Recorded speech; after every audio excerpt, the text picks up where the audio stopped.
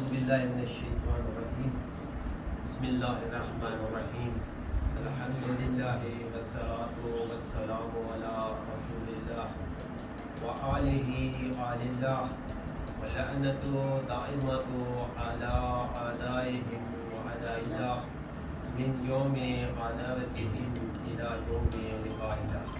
صلوات پڑھیں گا محمد اللہم صلی علی محمد موضوع جو آپ کی خدمت میں عرض ہو رہا ہے نظام ولایت و امامت الہی نظام حکومت، یعنی امامت و ولایت ہی الہی نظام حکومت ہے. اس موضوع پر کچھ عرائض آپ کی خدمت میں عرض ہوئی تھی، اس موضوع کو ہی آگے بڑھائیں گے. تو جو پہلے عرض کر چکے ہیں اس کا خلاصہ تھوڑا سا بیان کر دوں کہ ولایت اللہ تعالیٰ کی حاکمیت اور سرپرستی پوری کائنات پر. ولایت کا مفہوم و معنی یعنی اللہ تعالیٰ کی پوری کائنات پر جو حاکمیت ہے، پوری کائنات کی جو سرپرستی ہے وہ اللہ تعالیٰ کی ہے. یعنی اللہ تعالیٰ کے علاوہ کوئی کائنات کے اوپر اختیار نہیں رکھتا ہے. اس کے معنی ولایت کے عرض کیے تھے. تو اب اللہ تعالیٰ کی ولایت کو دو طرح سے تقسیم کیا ہے علوم میں. یعنی ایک اللہ تعالیٰ کی ولایت ہے ولایت تکوینی اور ایک ہے ولایت تشریعی. یعنی ولایت تکوینی وہ ولایت ہے جو پوری کائنات کا نظام ہے اس کے اوپر جو اللہ تعالیٰ کا اختیار ہے وہ ولایت تکوینی ہے. یعنی سورج کا طلوع ہونا، سورج کا غروب ہونا، یعنی پورا نظام شمسی اور پوری کائنات کا جو نظام ہے یہ اللہ تعالیٰ کے اختیار میں ہے. اللہ تعالیٰ ہی خالق ہے، اللہ تعالیٰ ہی اس کا مالک ہے اور اللہ تعالیٰ ہی اس نظام کو چلا رہا ہے. اس کو ولایت تکوینی کہتے ہیں اللہ تعالیٰ کی. اور دوسری جو ولایت آپ کی خدمت میں عرض ہوئی تھی وہ ولایت تشریعی، یعنی اللہ تعالیٰ کی وہ ولایت جو اللہ تعالیٰ نے قوانین بنائے ہیں اس کائنات میں، اور وہ قانون اسپیشل انسان کے لیے ہیں. یعنی کیونکہ اس لیے کہ یہ ولایت انسان سے تعلق رکھتی ہے کیونکہ انسان آزاد ہے، انسان با اختیار ہے، انسان ارادہ رکھتا ہے، انسان عقل رکھتا ہے. اس لیے انسان کے لیے قوانین بنائے ہیں. باقی کائنات کی جتنی چیزیں ہیں، جو حیوان ہیں، جانور ہیں، نباتات ہیں، جو بھی چیزیں ہیں وہ اختیار نہیں رکھتے، ارادہ نہیں رکھتے. اللہ تعالیٰ نے ان کو جس طرح سے بنایا ہے انہوں نے اس طرح سے مقام کرنا ہے. انسان کیونکہ ارادہ رکھتا ہے، سوچ رکھتا ہے، عقل رکھتا ہے، اس لیے اللہ تعالیٰ نے انسان کے لیے وہ قوانین بنائے ہیں اور انہی قوانین کو اللہ تعالیٰ کی ولایت تشریعی کہتے ہیں. اب انسان آزاد ہے، اس کا معنی کیا تھا وہ بھی عرض کیا ہے کہ یعنی انسان اس معنی میں آزاد نہیں ہے کہ اللہ تعالیٰ نے انسان کو بنا دیا ہے کہ تو آزاد ہے، جا جو کر. نہ، آزاد بنایا ہے اللہ تعالیٰ نے انسان کو، لیکن یہ اختیار نہیں دیا کہ جو کر. یعنی اللہ تعالیٰ نے آزاد بنایا کہ تیرا اختیار ہے کہ تو یہ کر یا نہ. اسی طرح انسان آزاد اس معنی میں ہے کہ انسان کو اختیار حاصل ہے کہ وہ جو چاہے کر سکتا ہے، لیکن اس معنی میں آزاد نہیں ہے کہ اس کی مرضی جو کرتا پھرے. نہیں، اس کے لیے اللہ تعالیٰ نے قوانین بنائے ہیں کہ تم نے یہ اس قوانین، ان قوانین کے تحت زندگی گزارنی ہے. ان قوانین کے تحت زندگی گزارے گا تو تم کامیاب ہو. اب ولایت تشریعی پر ہماری بحث رکی تھی. یہ ولایت تشریعی اللہ تعالیٰ نے انسان کے لیے بنائی ہے، تو اس میں اللہ تعالیٰ نے کسی کو اختیار نہیں دیا. جس طرح اللہ تعالیٰ نے پوری کائنات میں کسی کو اختیار نہیں دیا کہ وہ اس کائنات میں تصرف کر سکے. یعنی سورج کے غروب اور طلوع میں وہ کوئی تصرف کر سکے، کسی کو اختیار نہیں ہے. اسی طرح اللہ تعالیٰ کی ولایت تشریعی میں بھی کسی کو اختیار نہیں ہے. حتی رسول اللہ صلی اللہ علیہ وسلم کو بھی ارشاد ہے کہ تجھ پر جو نازل ہوا ہے وہ پہنچا دے. یعنی اور اپنی طرف سے نہیں کچھ گھڑنا، اپنی طرف سے کچھ نہیں بنانا. جو تجھ پر وہی نازل ہو رہی ہے وہی پہنچانی ہے لوگوں تک. یعنی جو قوانین خدا اللہ تعالیٰ کے انسان تک ہیں وہ پہنچانا رسول اللہ کا کام ہے. خود رسول اللہ کو بھی اختیار نہیں ہے کہ وہ اپنی طرف سے وہی بنا کر پہنچا دیں. یعنی کسی انسان کو یہ حق حاصل نہیں ہے کہ وہ اس کائنات کے لیے اپنے قوانین بنا لے خدا کے قوانین کے علاوہ. کیوں نہیں ہے؟ اب سوال یہ پیدا ہوتا ہے کہ کیوں انسان کو اللہ تعالیٰ نے یہ اختیار نہیں دیا کہ کیونکہ انسان آیا ہے اس کائنات میں تو اللہ تعالیٰ نے اس کو آزاد بنا دیا ہے، تو اس کو قوانین کی بھی اجازت دے دیتا ہے کہ ٹھیک ہے اپنی مرضی سے قوانین بنا اور جا اس کے مطابق زندگی گزار. اچھے قوانین بنا لے اپنے لیے، بنا سکتا ہے انسان.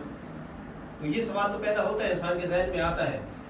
یہ اللہ تعالیٰ نے یہ جو اللہ تعالیٰ کا نظام ہے، نظام حکومت اللہ تعالیٰ کا نظام الہی جس کو ہم نظام امامت و ولایت سے حاصل کرتے ہیں، یہ نظام اصل میں انسان کی فلاح کا نظام ہے، انسان کی ہدایت کا نظام ہے.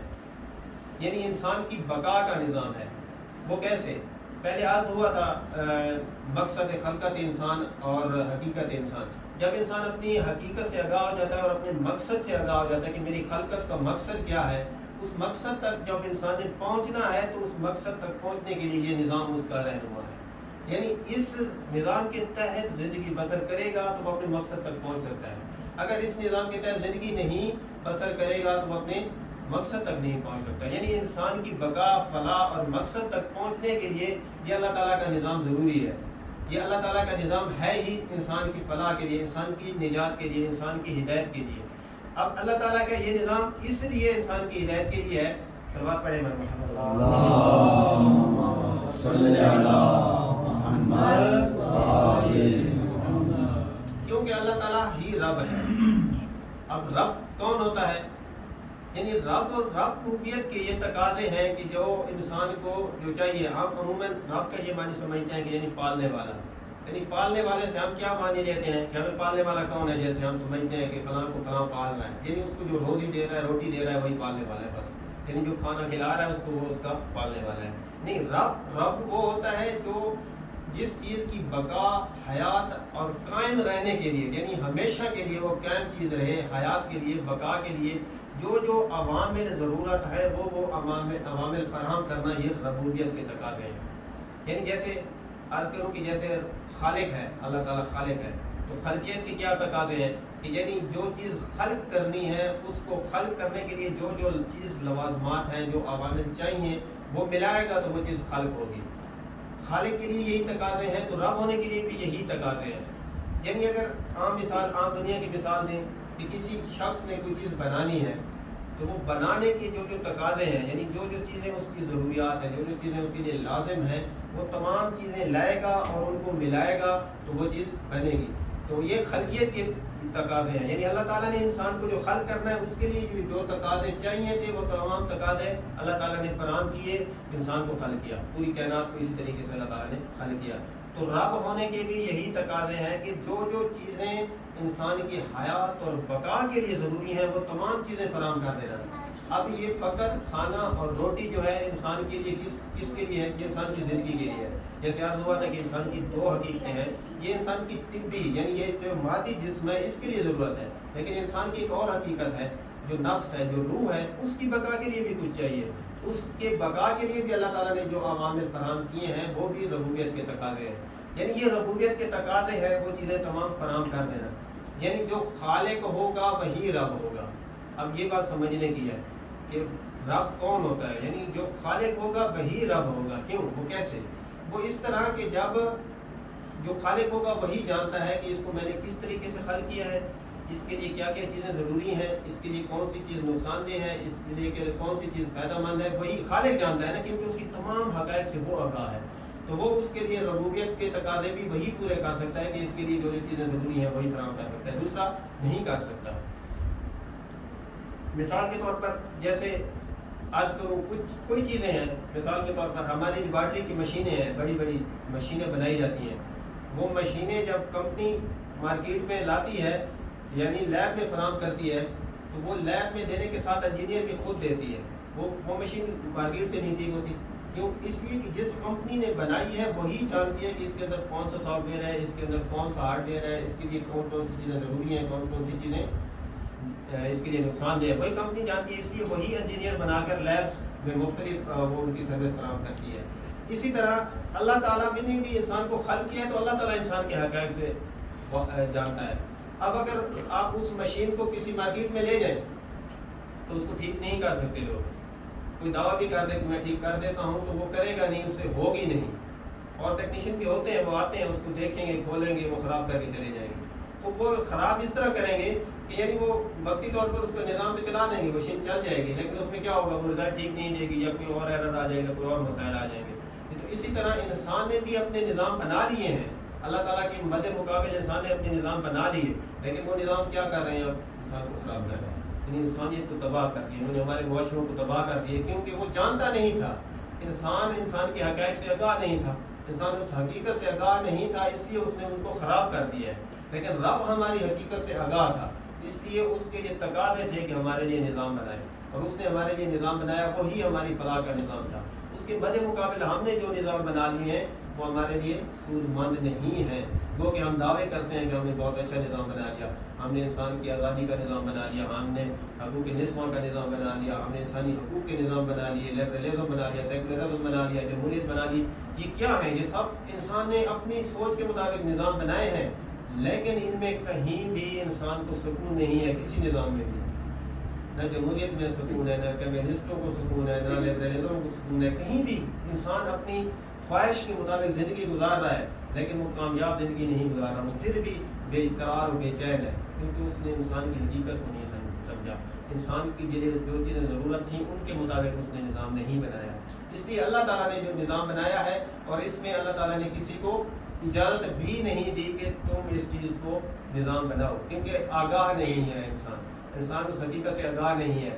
اسی لیے اللہ تعالیٰ کیا شان گرامی ہے قرآن مجید میں، سماعت پڑھے بار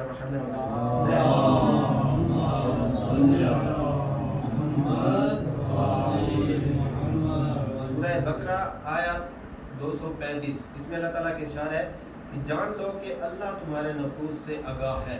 یعنی اللہ تعالیٰ یہ ہمیں بتا رہا ہے کہ تم جان لو کہ اللہ تمہارے نفوس سے بھی آگاہ ہے، تمہارے ارادوں کو بھی جانتا ہے، تمہاری ہر چیز کو جانتا ہے۔ یعنی اللہ تعالیٰ ہے وہ واحد ہے جو ہمارے ہر حقیقت کو جانتا ہے۔ بعض اوقات ایسے ہوتا ہے نا، انسان ایک موبائل لے لیتا ہے، میں اس موبائل کا مالک ہوں، اس کو استعمال کر رہا ہوں، لیکن سال ایک استعمال کرنے کے بعد مجھے پتہ چلتا ہے کہ اس میں تو یہ فنکشن بھی تھا، اور بعض اوقات نہیں بھی پتہ چلتا کہ اس میں ہے، پتہ ہی نہیں ہوتا کہ اس میں یہ فنکشن ہے، لیکن بنانے والے کو پتہ تھا کہ میں نے اس میں یہ فنکشن رکھا ہے، لیکن اس کو خود نہیں پتہ ہوتا۔ اس لیے اللہ تعالیٰ نے انسان کو بنایا ہے، اللہ تعالیٰ کو پتہ ہے کہ اس میں کون سی خصوصیات ہیں، اس میں کون کون سی چیزیں ضروری ہیں، لیکن ہمیں خود نہیں پتہ ہوتا، ہم اپنی حقیقت سے آگاہ نہیں ہوتے، اس لیے ہم اس کو اس حساب سے استعمال نہیں کر سکتے۔ لیکن اللہ تعالیٰ نے کہا ہے کہ جان لو میں تمہارے نفوس سے بھی آگاہ ہوں۔ اسی طرح سورہ حجرات میں اللہ تعالیٰ یہ فرماتا ہے تم میں سے کوئی بھی ایک دوسرے کی غیبت نہ کرے، کیا تم میں سے کوئی پسند کرے گا کہ وہ اپنے مرے ہوئے بھائی کا گوشت کھائے؟ یعنی یہ اس سے اور زیادہ آگاہی کیا ہو سکتی ہے؟ یعنی ایک تو اس میں ہمیں یہ پتہ چلتا ہے کہ یعنی غیبت کرنے سے انسان کیا کرتا ہے؟ اپنے مرے ہوئے بھائی کا گوشت کھاتا ہے۔ یہ کوئی عام انسان جان سکتا ہے کہ میں غیبت کر رہا ہوں کسی کی تو میں اپنے مرے ہوئے بھائی کا گوشت کھا رہا ہوں، لیکن اللہ تعالیٰ نے ہمیں بتایا ہے کہ اگر غیبت کرو گے تو اپنے مرے ہوئے بھائی کا گوشت کھاؤ گے۔ اللہ تعالیٰ ہمارے جو ظاہر و باطن ہے تمام سے آگاہ ہے، ہمارے ظاہر سے بھی آگاہ ہے اور ہمارے باطن سے بھی آگاہ ہے۔ اسی لیے اللہ تعالیٰ نے کہا ہے کہ اگر غیبت کرو گے تو اپنے مرے ہوئے بھائی کا گوشت کھاؤ گے۔ اس لیے ہمیں بھی اس گناہ کی طرف بھی عزیزاں متوجہ ہونا چاہیے کہ غیبت بہت بڑا گناہ ہے۔ ہم اس گناہ کو بالکل معمولی سا سمجھتے ہیں، ہم سمجھتے ہی کچھ نہیں ہے، بلکہ ہماری محفلوں میں جہاں بیٹھیں گے ایک دوسرے کی غیبت کر رہے ہوں گے اور اس سے آگاہ ہی نہیں ہوتے کہ ہم غیبت کر رہے ہیں، کیونکہ ہم اس کو سمجھتے نہیں ہیں۔ غیبت اور تہمت میں فرق ہے۔ ہم ایسے سمجھتے ہیں کہ میں جو بات کر رہا ہوں فلاں کے بارے میں وہ تو اس میں ہے، یہ اس کی غیبت تو نہیں کر رہا، یہ تو اس میں ہے، یہ خامی اس میں ہے، یا یہ برائی اس میں ہے، اس لیے میں دوسرے دوست کے ساتھ بیٹھ کے اس کو بتا رہا ہوں۔ نہیں، وہ خامی تو ہے، اصل میں غیبت ہے ہی وہی جو اس انسان میں پائی جاتی ہے، اور آپ دوسرے بیٹھ کر اس کی گفتگو کر رہے ہیں تو وہی اس کی غیبت ہے۔ یعنی تو اگر اس میں وہ چیز نہیں پائی جاتی، برائی اس میں نہیں ہے، اور ہم دو بیٹھ کر گفتگو کر رہے ہیں کہ فلاں بندہ ایسا ہے، فلاں ایسا ہے، تو وہ کیا ہوگا؟ وہ تہمت ہوگی، یعنی وہ اس کے اوپر تہمت لگا رہے ہیں کیونکہ اس میں نہیں تھی وہ چیز۔ یہ الگ گناہ ہے، یہ کسی کے اوپر تہمت لگانا الگ گناہ ہے۔ لیکن اگر اس میں وہ برائی پائی جاتی ہے اور ہم وہ بیان کر رہے ہیں، وہ کیا ہے؟ یہ غیبت ہے۔ یعنی ایسی چیز اپنی محفلوں میں بیٹھ کر دوسرے کے بارے میں باتیں کرنا جو اس کو اگر سن لے تو اس کو بری لگے، یہ غیبت ہے۔ یعنی اگر ہم یہاں بیٹھ کر کسی کے بارے میں بات کر رہے ہیں اور وہ یہاں موجود نہیں ہے، لیکن اگر اس کو پتہ چلے کہ میرے بارے میں وہ ایسی باتیں کر رہے تھے تو اس کو بری لگے، یہ غیبت ہے۔ یعنی اس میں بے شک وہ چیز پائی جاتی ہو، ہم ٹھیک بات کر رہے ہیں کہ باقی اس میں وہ برائی پائی جاتی ہے، وہ بات پائی جاتی ہے، لیکن ہم کر رہے ہیں تو وہ کیا ہے؟ غیبت ہے۔ اگر نہیں پائی جاتی تو وہ تہمت ہے۔ صلوات پڑھیں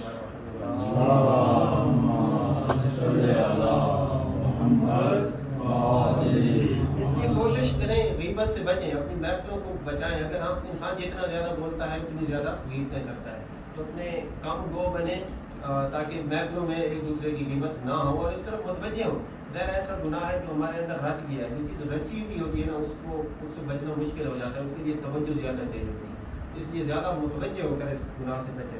تو اسی طرح اللہ تعالیٰ ہمارے ظاہر و باطن سے آگاہ ہے, اس لیے اللہ تعالیٰ نے ہمارے لیے نظام بنایا ہے یہ زندگیاں گزارنے کا کہ اگر اس کے مطابق زندگیاں گزاریں گے تو یہ زندگی یہ دنیا کی زندگی یہ بھی ہمارے لیے کامیاب ہوگی اور آخرت کی زندگی میں بھی ہم کامیاب ہوں, دونوں کامیابیاں ملیں گی اگر اس نظام کے تحت زندگی گزاریں گے. اگر اس کے مقابلے میں ہم نے کوئی نظام بنا لیا تو پھر کیا ہوگا کہ یہ دنیا بھی ہماری تباہ ہو جائے گی اور وہ دنیا بھی تباہ ہو جائے گی, دونوں تباہ ہوں گی. کیونکہ جہاں سکون نہیں ہے انسان خواہشات کا پجاری ہے, اس کی خواہشیں پوری نہیں ہوتی جیسا بھی نظام بنا لے.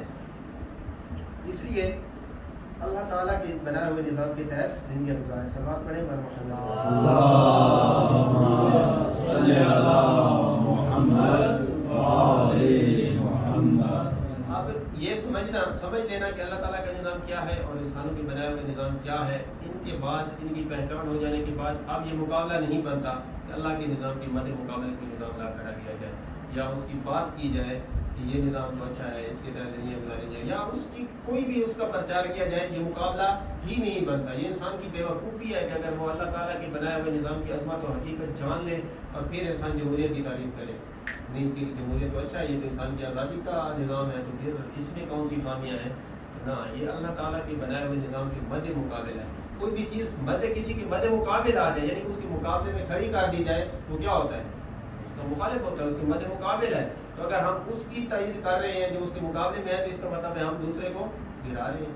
صحیح بات ہے, ایک طرف ہو رہی ہے نا. تو اگر ہم جمہوریت کی تعریف کریں گے تو اس کا مطلب ہے ہم الہی نظام سے غافل ہیں, الہی نظام کی تائید نہیں کر رہے ہیں. اس لیے الہی نظام